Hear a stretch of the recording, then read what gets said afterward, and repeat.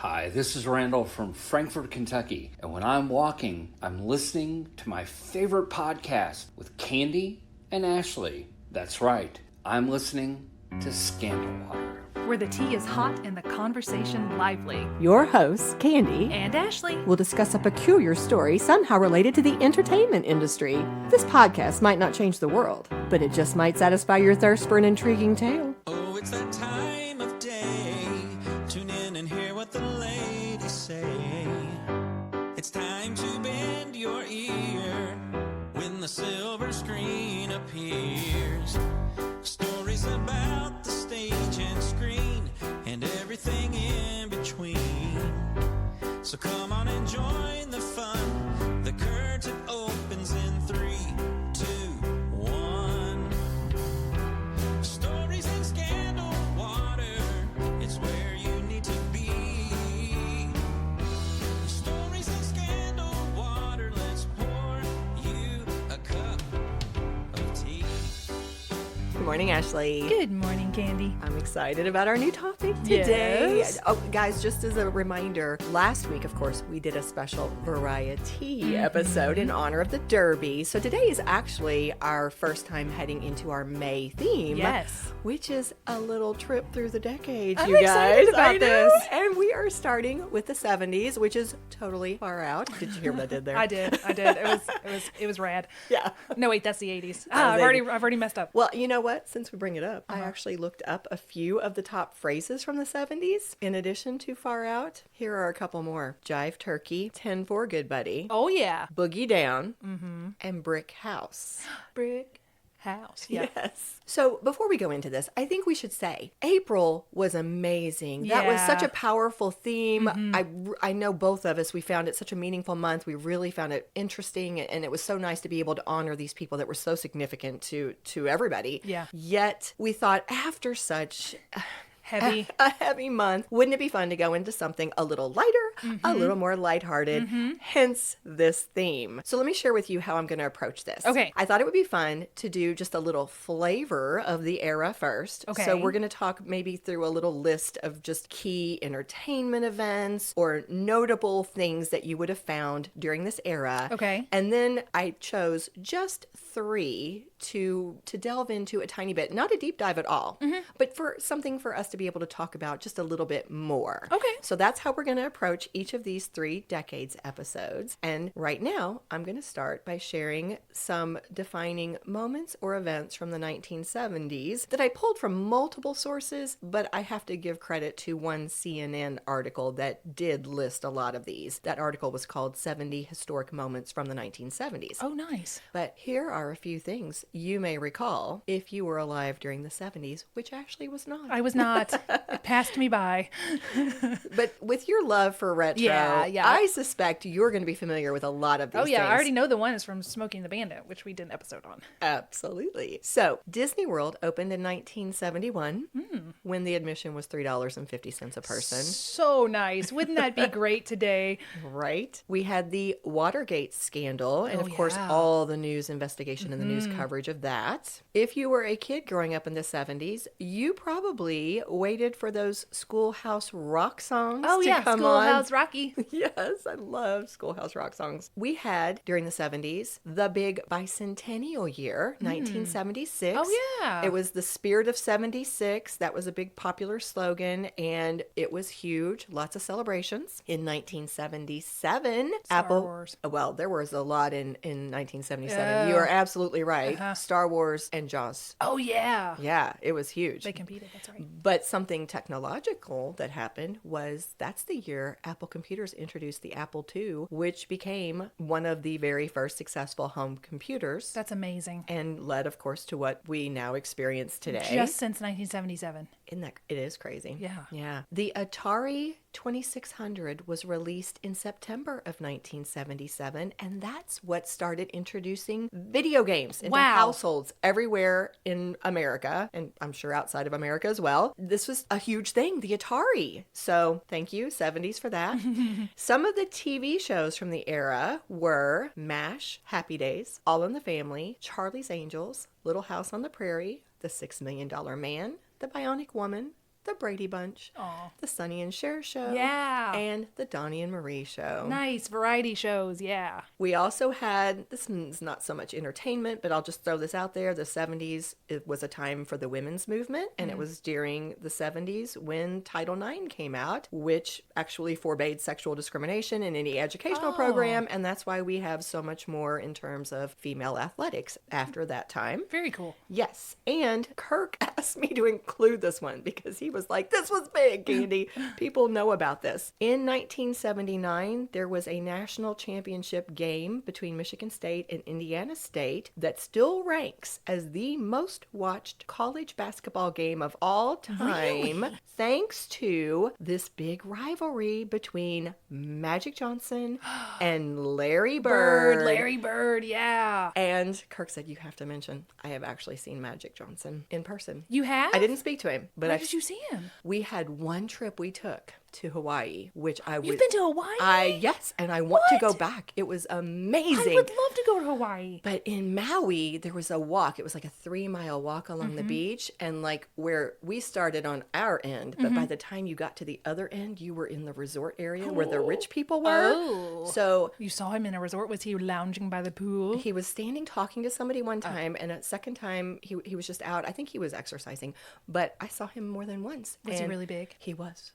And I had been told, if you see celebrities, Don't approach. Don't approach. Yeah, That's for rude. sure. This is their Yeah, holiday. yeah. Leave them alone. Yeah. So I just kind of from a distance was like, oh. If And you'd had a camera, you would have done a selfie, right? we also With him in the pa- distance. on the same walk, we passed Felicity Huffman and William H. Macy. What? The shuffler This was himself. back when, this was a long time ago. Yeah. So anyway. When did you go? Oh gosh, the kids were little. I don't remember. It was, a long time That's ago. amazing. Yeah. So, all right. Last thing I'll say, entertainment related. This was the time of Evil Knievel and Daredevil stunts. Yeah. Yeah. So that, I hope, has already put you in that 70s mindset. Mm-hmm. But as I was going through that list, I had to eliminate so many things that appeared. There's also disco, right? Well, hang on to that okay, thought. okay. But I had to eliminate so many ideas because actually, you and I had already covered them. Oh, yeah, we've done a lot. We on the have a 70s. lot of episodes We do. that are already related to 70s entertainment Yep. things. So, guys, take note. You can come back to this later. If you decide that you would like more of the 70s, here are some episodes you should go back and check out. We did a Halloween episode just this past Halloween. It was entitled A Halloween Episode Just in Time for Your Halloween. Michael Myers approves. Oh, yeah. We did Eastbound and Down with Eastbound and down. Yes. with I Smokey like that one. and the Bandit. That was June of 2023. And that is when we do talk about, briefly, the huge CB radio craze that was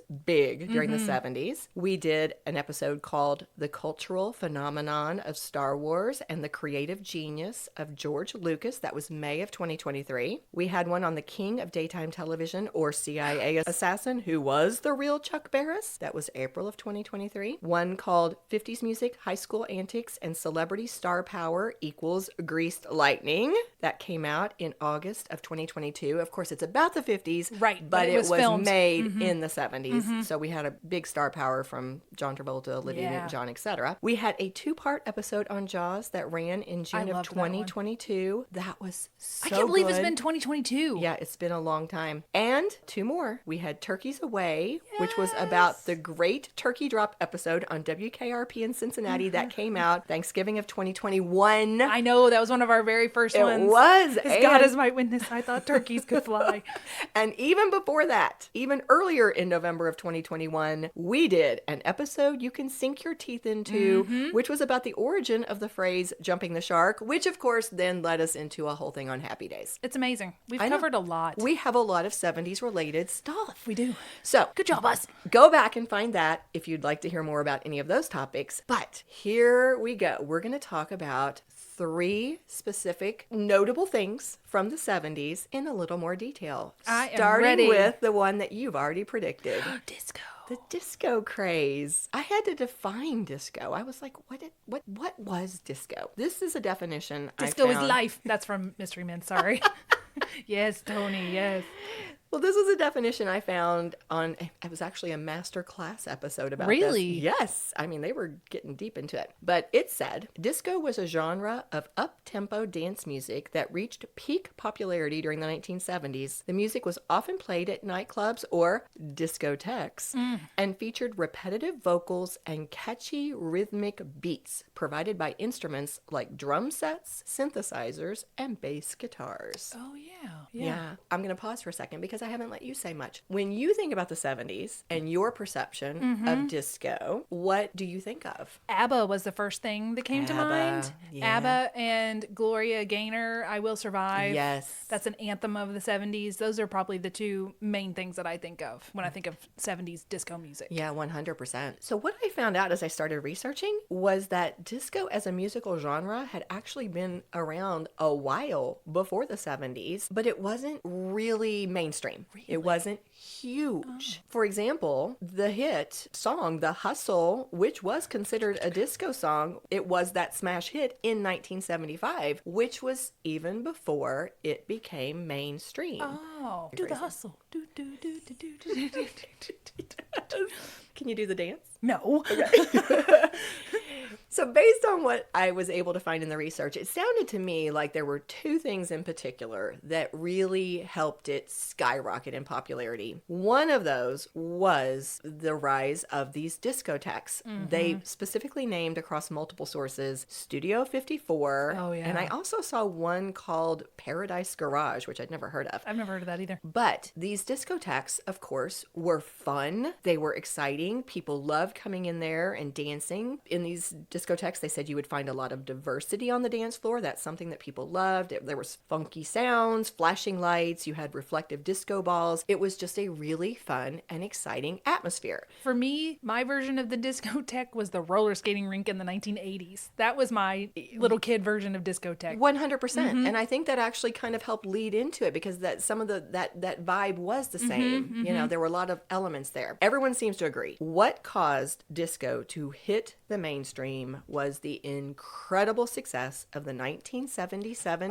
film yeah, Saturday Night Fever, Yep. starring John Travolta. It was unbelievably popular. We should do an episode on that specifically sometime, along with Studio 54. That'd be interesting to dive into. Absolutely. Well, it was a smash hit, and so was the soundtrack. And the soundtrack, of course, featured... The Bee Gees. Yes! Yeah, the Bee Gees, of course. Yes. Nothing but disco tracks, basically. You had the Bee Gees. You also had Yvonne Elliman and Kool and the Gang. I mean, these were some notable artists singing songs that became so popular. That soundtrack had 5 #1 singles, 2 of those being Staying Alive and Night Fever. I And want to listen to that soundtrack.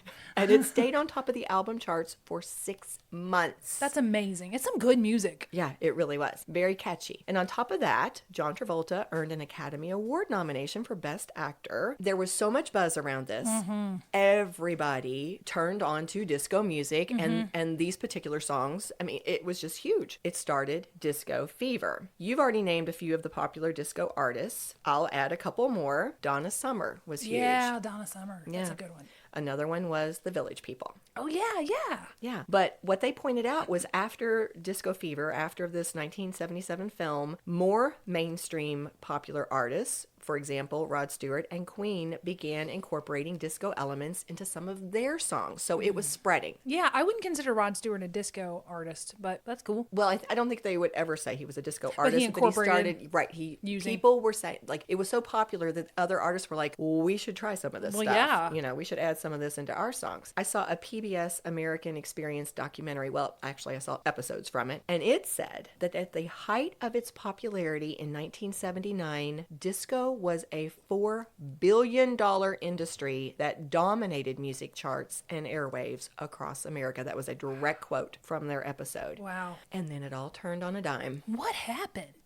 Country music? No. No? No, I'd never heard of this. Never heard of this. But in this documentary, I did not actually see the documentary myself, but I saw some articles about it. And they said they thought that part of the reason why disco died so suddenly was because there was opposition from people who had conservative religious and political views. okay. But most everybody agrees that there was an event that almost signaled the end of the disco era. And it was called Disco Demolition Night. What? And it occurred on July 12th of 1979. Ever heard of this? No. Me either. Okay, you all. This is insane. What in the world? Okay, what happened was this. There was a Chicago radio personality. He was young, 23, 24. His name was Steve Dahl, and he was working at this one radio station, and he lost his job unexpectedly. Okay. Very unhappy about that. And it sounded like right around the same time, it was a rock station. Right around that same time, it switched almost overnight to an all-disco playlist. Okay. So this fella, Steve Dahl, very bitter, didn't like disco to begin with. Now he really hates it. And when he got hired on his new radio station, it was kind of almost a gimmick for him. He got a lot of mileage out of being, I hate disco, anti-disco. In fact, he would incorporate it into his sets. He started every morning his broadcast by queuing up a disco song, and then it would play for just a second or two, and all of a sudden you'd hear like this big Record radio scratch sound, and then the sound of an explosion. Oh, wow. And he was always saying, disco sucks, or he would talk about, I'm going to have death to disco rallies. Wow. Right. And so he was getting a lot of attention from it. He had a lot of following. People thought it was funny.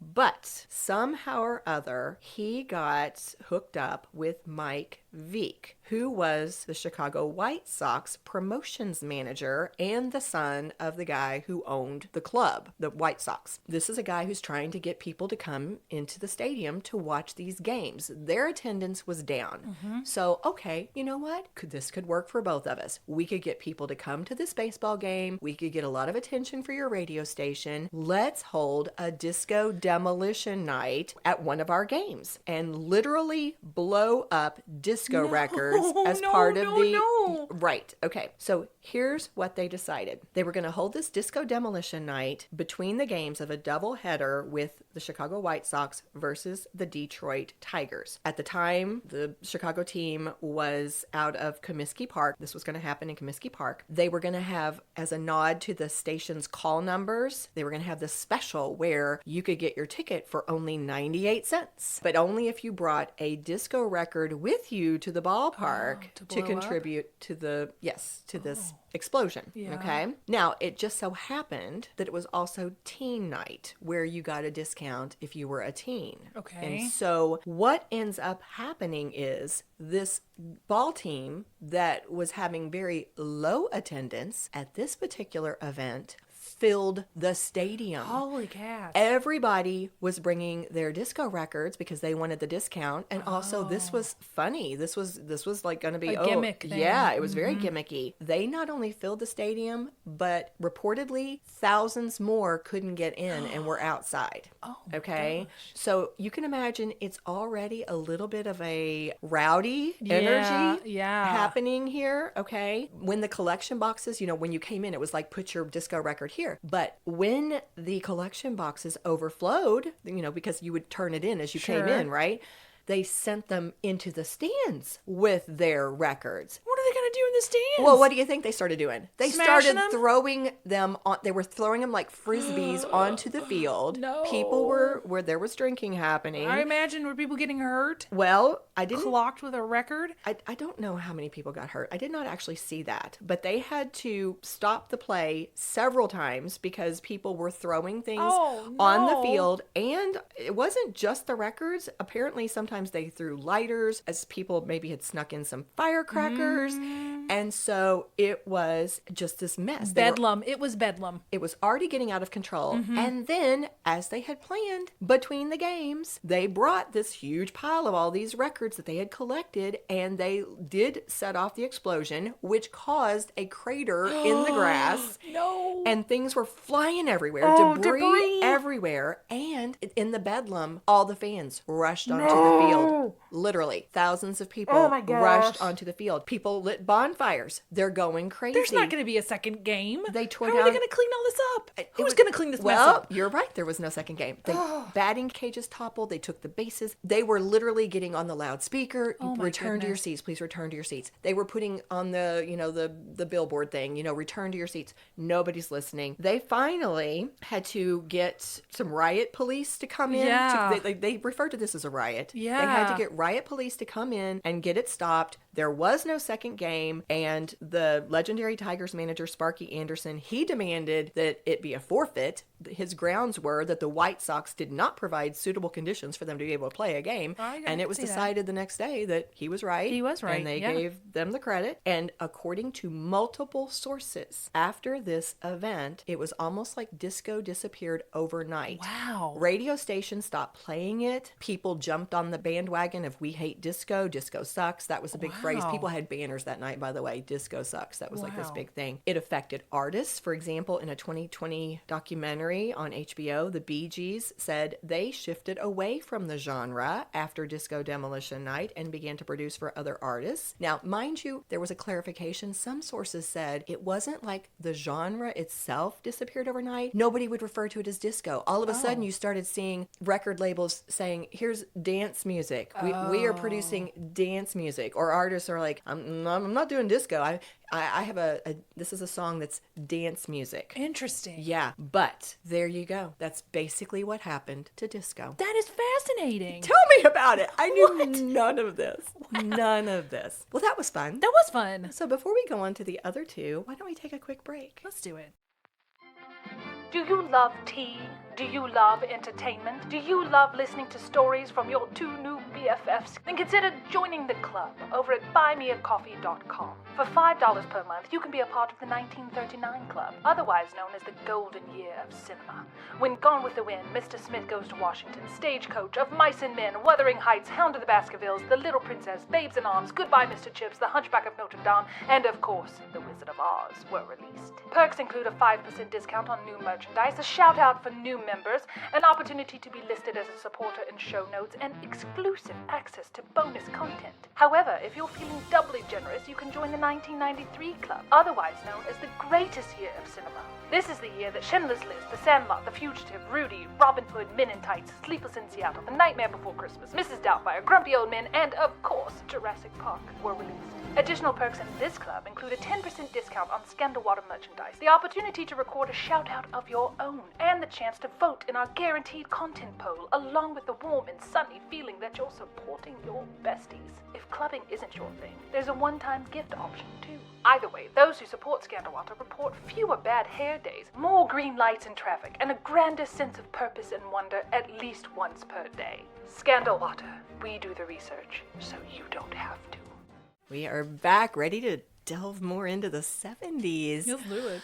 Ashley, What? I am ready to introduce another topic that I think is absolutely fascinating. What? Tell me what you know about Roots. Oh, Roots, the television miniseries Yes, that was based on a phenomenon. book. Yes. Well, I know that it was a phenomenon. I've never seen it. LeVar Burton was in it, right? Yes, he was. And wasn't there some kind of controversy later on surrounding Roots? Okay. So actually there was. Okay. I didn't do a deep dive on this. All right. But my understanding is there later was a claim of some plagiarism that perhaps Alex Haley, who wrote the original book and upon whom the miniseries was based, that he may have taken some material from another source. And I think there was even a lawsuit around that. Whoa. But I don't think it changes the The significance of this event during the 70s. Yeah. So we're going to set that aside for right now. Okay. And we're going to talk about Roots because this was huge. It was huge. I did not understand until I was looking back at this how big it was.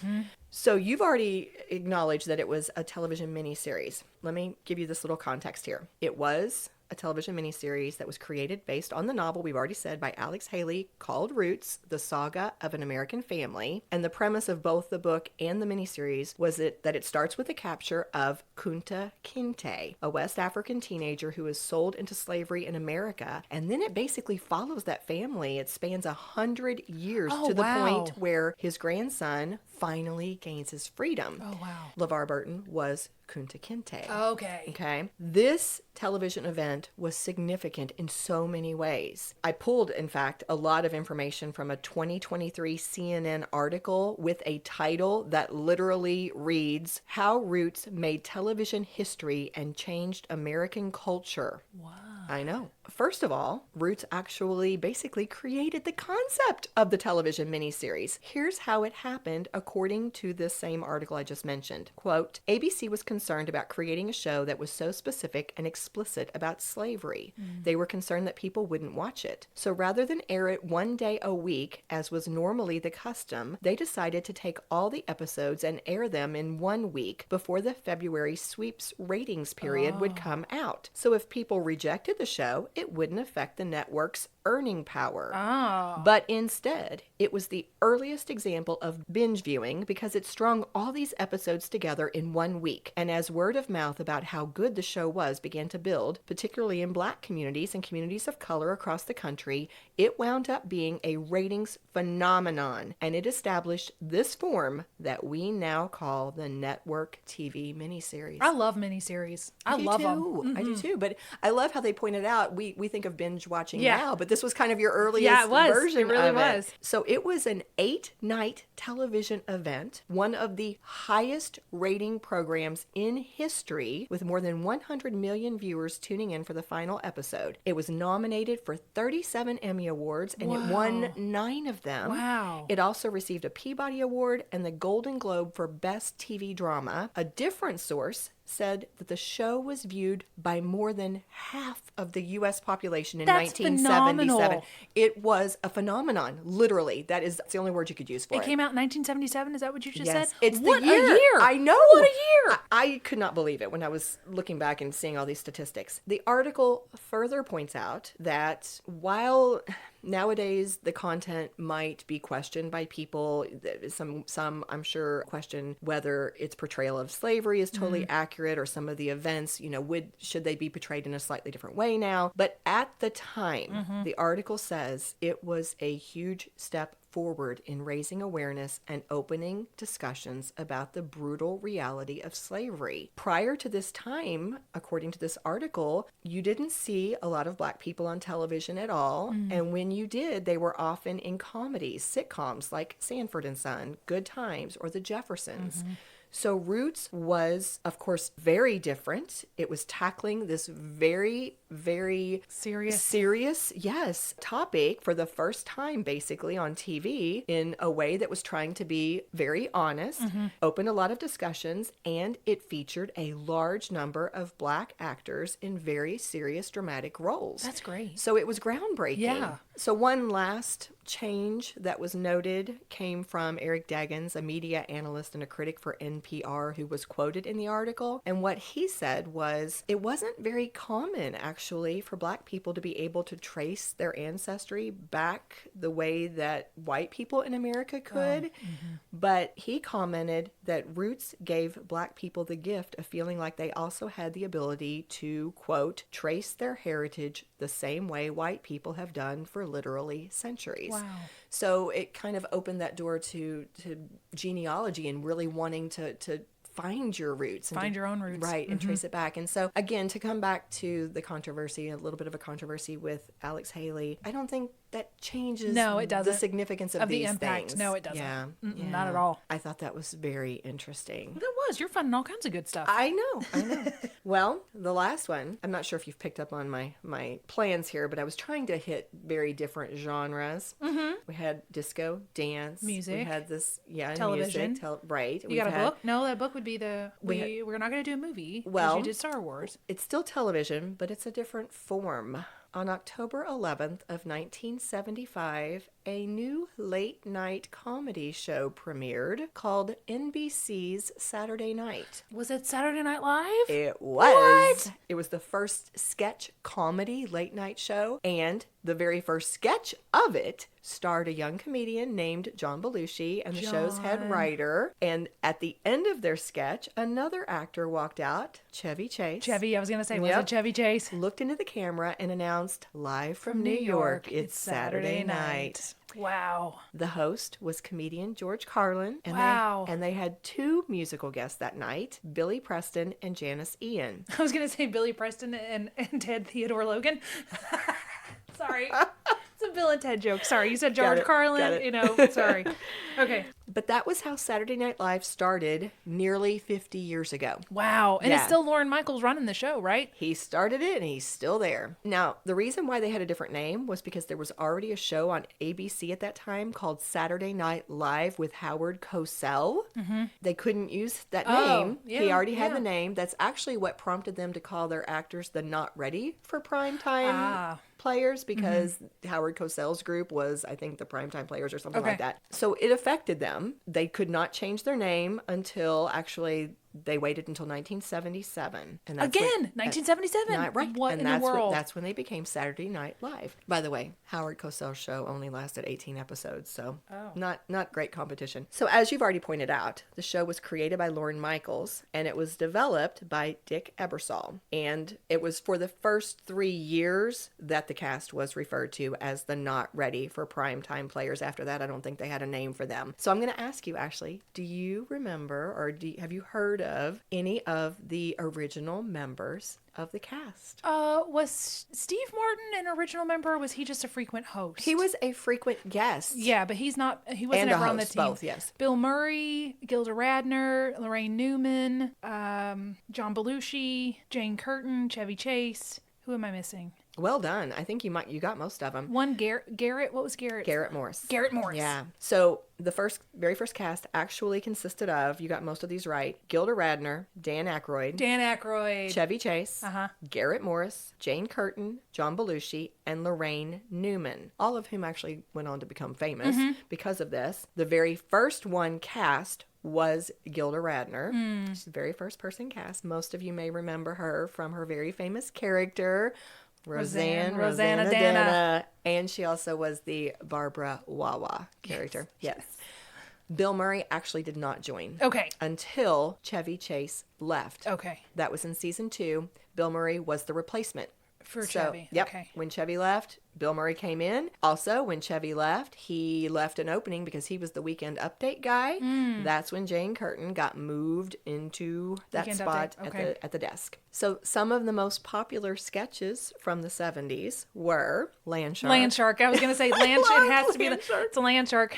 No. Or what does he say? He says telegram. And she says, no, you're that Land Shark. No, ma'am. Telegram. No. Candygram. Candygram. That's what he said. Candygram. And then it would be like flower delivery. And then whatever. And then finally he says like the fourth one and she's like, flowers. Yes, and then gobble. I loved it. It had to be a response to Jaws. It had to Oh, be. yeah, for sure. Okay. So Land Shark, the Wild and Crazy Guys, which is We where are you two remember. wild and crazy guys. That's where you saw Steve Martin a Yep. lot. And the chef, the sous chef or whatever he played, where he would make meals for people. Do you remember that? John Belushi would make meals. That was the cheeseburger sketch. It actually had a name that related to a cafe, but I didn't write it down because I thought everybody knew it as the cheeseburger sketch. Okay.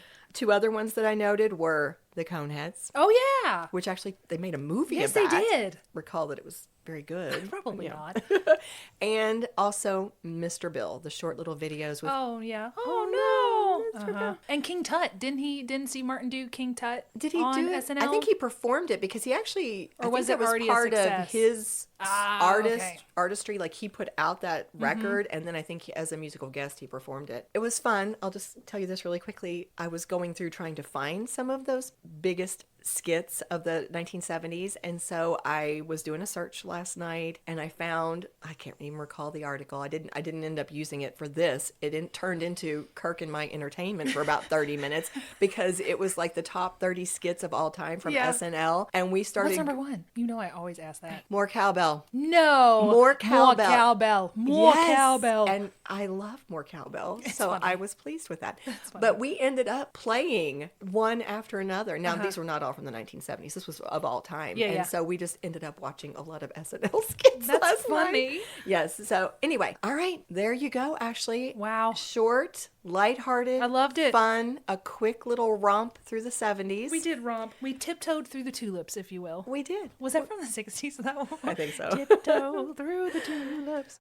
Armchair psychologist. But that brings us to our armchair. All right. Let's just keep it easy and simple. So thinking about this little flavor, this little taste of the 70s, what do you think makes it such a fun decade to recall? Like, what is it we miss about it, or what do you think was notable about What's it? nostalgic about it? Yeah. Ooh, golly, that's a good question. It just seemed, I mean, we didn't live through it. We haven't talked about the political, socioeconomic Well, situation. and we're avoiding that. Yeah, let's just put that aside. We just put all the real world stuff aside. It seemed super fun, you know? Like, I don't know. Like, we had a good time, everybody. We were dancing. We were laughing. Watching TV. Sharks were in the water. You know, stay out of the water. And stuff was in the sky with Star Wars. I mean, it just seems like it was a real fun time to be alive. If you don't think about everything else that was going on. Right. If you said it, because come on, the politics were big during this time frame. Little thing called Watergate. I don't know. Yeah. I think what struck me was how flashy a time it was. You had everything from the disco craze and dance music and just really energetic, fun things like that. And then you had your sketch comedies like SNL, where it was very satirical. Oh, yeah. But it was also very in your face. Very, very loud, very out there. The clothing, very loud, Ooh, very out tight. there. Right. Very, very tight. I would not have survived. Yeah. And even some of the shows, like if you go back and you look at the shows, I think there was a big emphasis on technology. You know, you had a lot of things that were looking towards the future, like the Bionic Woman and the $6 Million Man. Yeah. I feel like there were, and the Apple computer and the Atari, the video games, like there was a lot of, I think we had a lot of technology and we had a lot of fun and entertainment. We did. It was remarkable times. I wish I'd been here. Well, as a person who loves nostalgia Yeah. and the retro things, I thought you would probably cue into Little I do. House on I the like Prairie. it. Oh, yes. Or what would be a couple of the 70s things that hit you? Gosh. the I watched Little House strongest? on the Prairie, and it's like, oh, you gotta watch Little House on the Prairie and cry. Because there's always some sad thing that happened. What else did I watch? Well, Saturday Night Live. I watched a lot of those old episodes. Star Wars, Jaws, you know, all of that stuff, tapping into that. I also actually had a 2-cassette, what do you call it, like a 2-pack of the best hits of the 70s. I used to listen to all the time. And What was your ABBA. favorite song? Ooh, I don't know. I don't remember like a favorite from it other than I just liked the whole thing of it. I would listen to it and You just like the vibe. just like the vibe. Just like vibe and do it. Awesome. Yeah. Well, I think then that brings us to our close. I'm not sure who we should cheers because we're sitting here talking about an entire decade. I know, man. Who should we cheers? Let's cheers all the people that lived through it the first time and had a great time and still remember it. Like, yay, guys. You're still alive. You're Is still- that what you're saying? No! Like, well done. Hey, Lauren Michaels, well done. You're still here. So to those of you that made it through the decade the first time and enjoyed it, well done, you guys. Thanks. Thanks for making it so fun. Thanks for all y'all that created stuff that we can now enjoy today. Woo! Cheers to you. Cheers. And far out. Yeah. If you love what we do, please rate and review our show. Or you can become a supporter by making a donation through buymeacoffee.com/scandalwaterpod. Whether a single gift or a recurring monthly donation, it would go a long way towards supporting our work and allowing us to keep the tea brewing. At our website, www.scandalwaterpodcast.com, you can submit questions or your own story ideas, access our sources and show notes, see the merch we offer for sale, and more. You can join the Scandal Water community through our Scandal Water Podcast Facebook page or follow us on Instagram or TikTok at Scandal Water Podcast. This episode was executive produced by Candy Thomas, that's me, and Ashley Raymer Brown. That's me. It was researched and written by Candy Thomas and edited by Ashley Raymer Brown. A special thank you to Josh Martin, who wrote, composed, and performed the Scandal Water theme and other music, Matt C. Adams, who created the artwork, and Joshua Reith, who designed our website and provides ongoing technical support. As a a reminder, this podcast is purely for entertainment purposes. The thoughts and opinions of the hosts during each episode of Scandal Water are their own and do not reflect the opinions of any future guests, advertisers, or clearly professional psychologists. Thanks for listening.